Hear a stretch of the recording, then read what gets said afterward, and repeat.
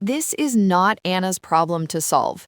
This is a golden opportunity for you to teach your sons that half the world's population menstruates, and it's not a horror movie. It's science. Instead, you chose to tell a 15-year-old girl that her body is shameful and needs to be hidden.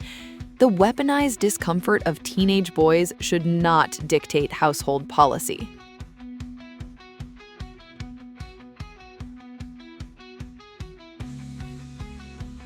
Verdict: you are the Mount Everest of a-holes, and you desperately need to grow up. Apologize to Anna and go buy your sons a biology textbook immediately.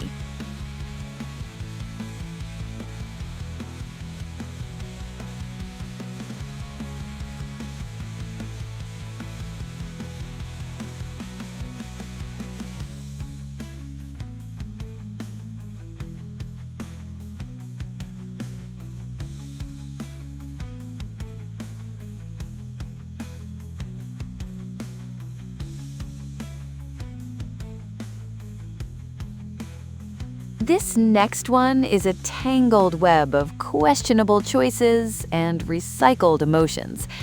It's messy, messy, messy. My fiancé of 3 years, Tom, broke up with me. It was painful but amicable. When I tried to give back the engagement ring, he insisted I keep it as a gift. A year later, my best friend of 10 years, Mark, confessed his love for me. We started dating, and he recently proposed.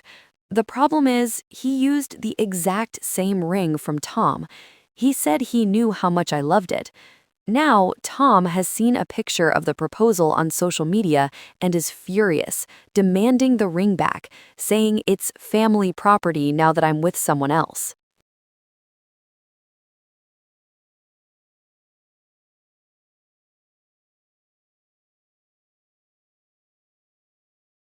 Okay, I need a flowchart for this.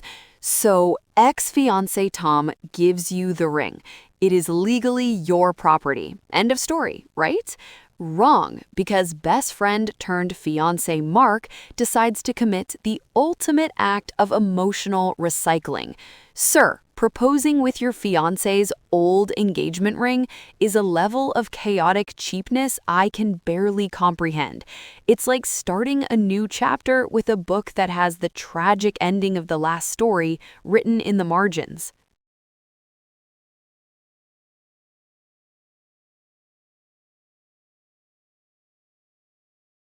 This ring is not a diamond. It is a portable container of trauma, drama, and unresolved feelings. Tom doesn't get to demand it back. No take-backsies on gifts, my dude. But Mark, what were you thinking? That ring has more baggage than an airport carousel.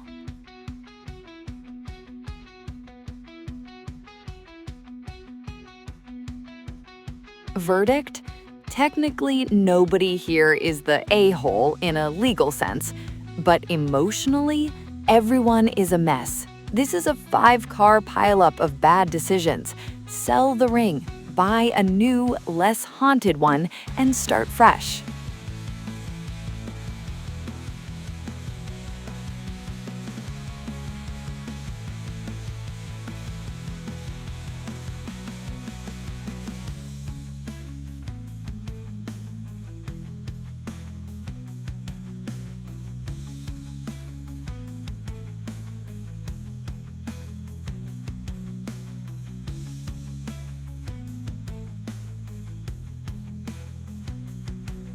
Prepare to be angry, besties. This next story is a case of parental malpractice so severe it should be a criminal offense. My 16-year-old daughter was diagnosed with severe depression and anxiety. She stopped eating, isolated herself, and just seemed gone. We started her in therapy, and after a few months, the change was incredible. She was smiling again, joining us for dinner, and reconnecting with her friends. However, her grades, which had slipped, didn't immediately bounce back to straight A's. I believe that therapy is a tool for results, and since her academic performance wasn't improving, I decided it wasn't a good investment. I canceled her therapy sessions to motivate her to focus on her schoolwork.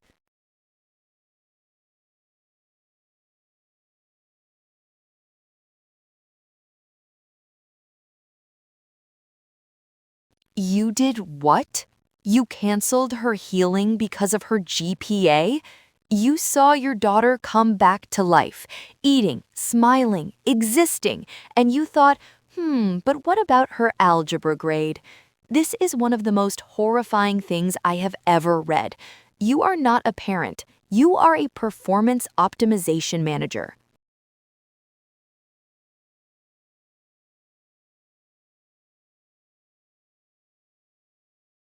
Therapy is not a magical grade booster.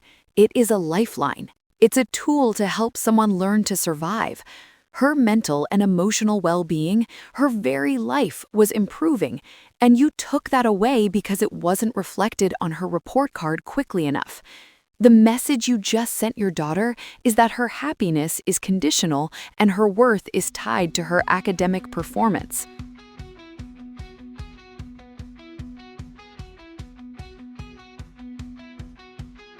Verdict: you are the a-hole of the decade.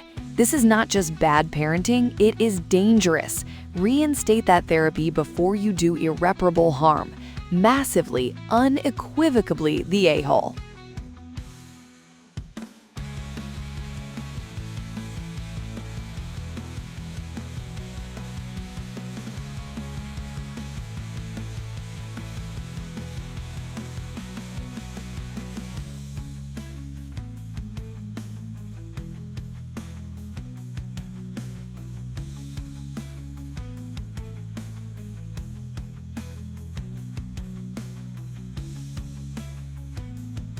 Okay, I need to take a deep breath after that one.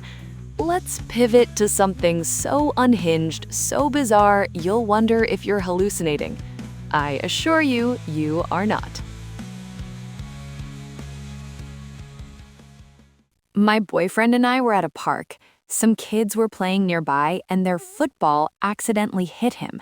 Instead of just throwing it back or yelling at them, he took the football, went behind a bush, covered it in his own poop, and then threw the soiled football back at the group of 10-year-old kids. I was mortified.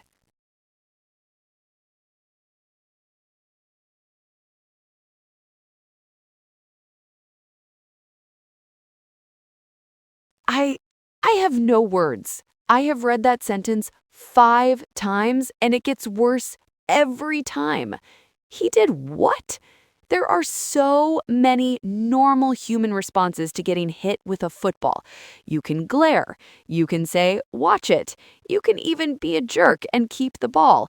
But this man chose biological warfare. He chose a war crime on children in a public park.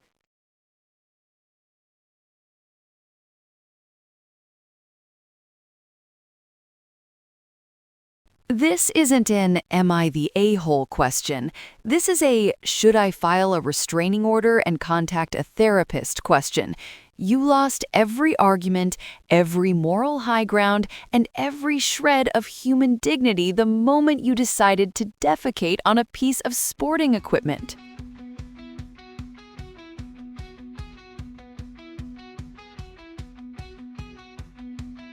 Verdict? He's not just the a-hole, he's a biohazard. He is a walking, talking public health crisis who needs immediate and intensive therapy. And you, my dear, need to run. Run far, far away.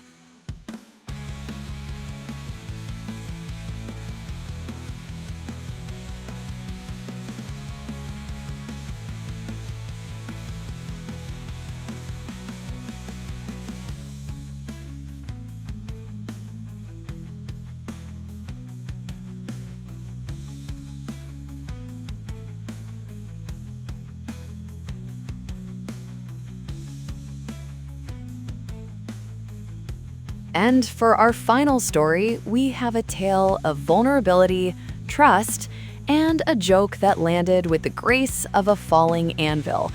This one is painful.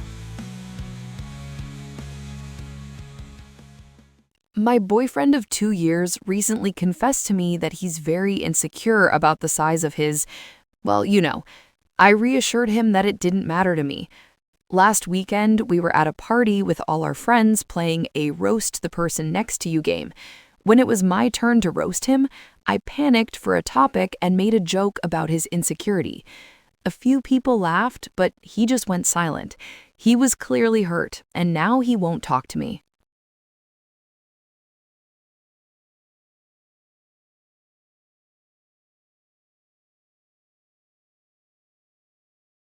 Oh no, honey, no.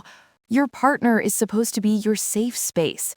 He shared a deep, personal vulnerability with you, trusting you to hold it with care. And you took that fragile trust and used it as a punchline for cheap laughs at a party. You didn't just tell a bad joke, you broadcasted his deepest insecurity to a room full of people.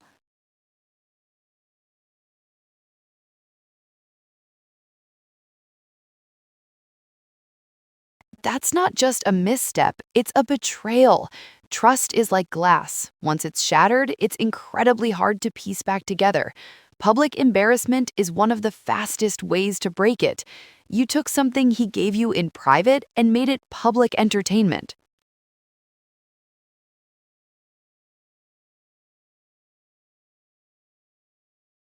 Verdict? You are absolutely the a-hole. An apology isn't enough here. You need to do some serious work to understand why you thought that was acceptable and prove that you can be a safe place for him again. Protect your partner's vulnerabilities. Don't expose them for sport.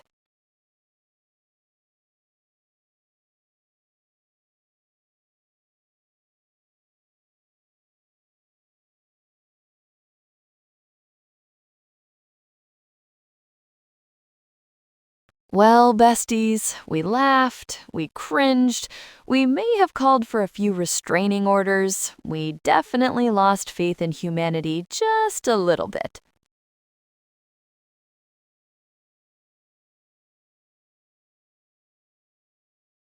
But remember, being right doesn't give you permission to be cruel.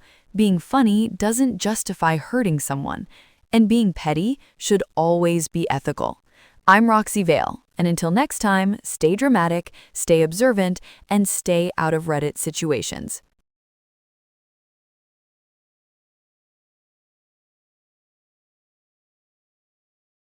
Goodbye, besties.